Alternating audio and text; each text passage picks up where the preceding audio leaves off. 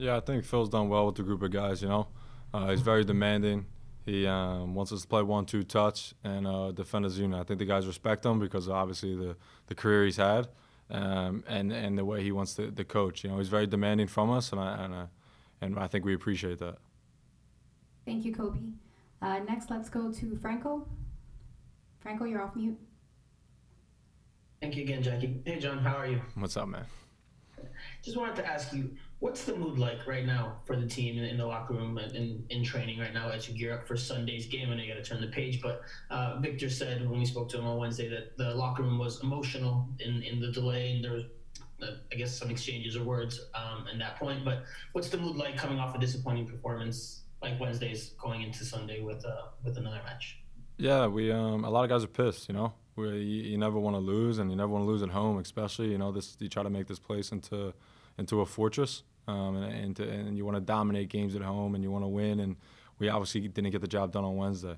So you got to look forward. You got to look past. We watched some film today, and it's over with. You can't dwell on it for too long. So now we got to go to Cincinnati and get 3 points. That's the life we live and the sport we play. So you dwell on it for too long, it'll never end up great. So time's over, and let's go 3 points in Cincinnati. Thank you, Franco. Next, let's go to Chris Whittingham. Thank you, Jackie. Good afternoon, John. In terms of your role within the build-up, generally short goal kicks are taken. There's been a few times you're going to ask to distribute. How do you feel like your game has evolved in that sense, and what is your role within it? Yeah, I think not just with our team. I think the game in general has changed. I think across the world, goalkeeping is now you got to use your feet more and more and more, and that's what coaches are expecting of goalkeepers.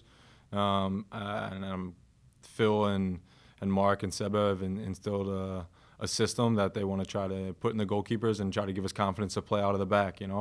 So trying to grow and get better at it as time goes on. And I think the biggest thing is I have to buy into it. It's not that I wouldn't buy into it, but if the coach tells you to do something, it's either you do it or on the bench. And I agree with what he says, and I believe in what he says, and the confidence he instills in me. So it's to play out of the back. It takes time and a little bit of bravery to do it with including myself in the back line, and so that's where I kind of stand.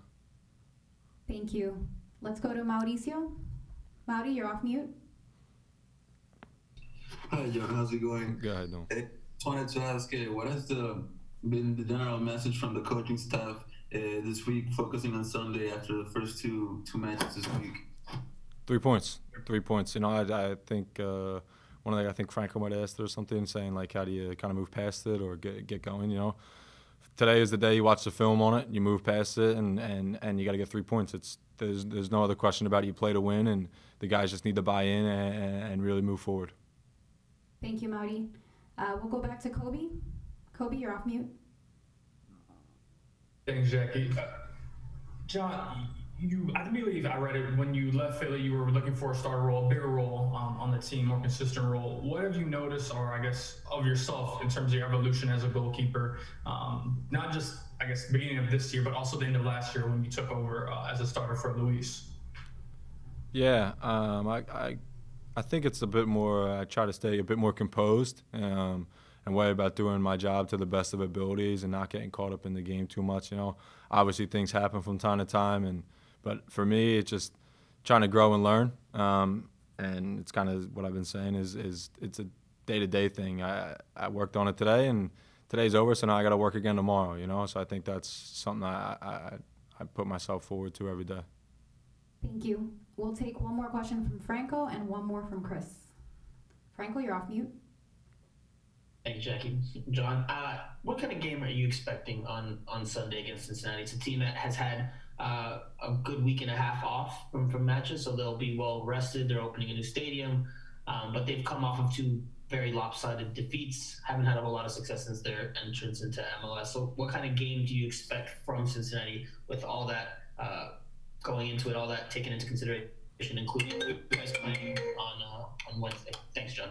Yeah, I think it's a awesome opportunity. I think the fans are going to be great. I think the environment's going to be something special to be a part of, whether it's a home game or an away game. I think that's a cool thing to just have. You get to open up in a brand new stadium that's going to be in this league for a very long time.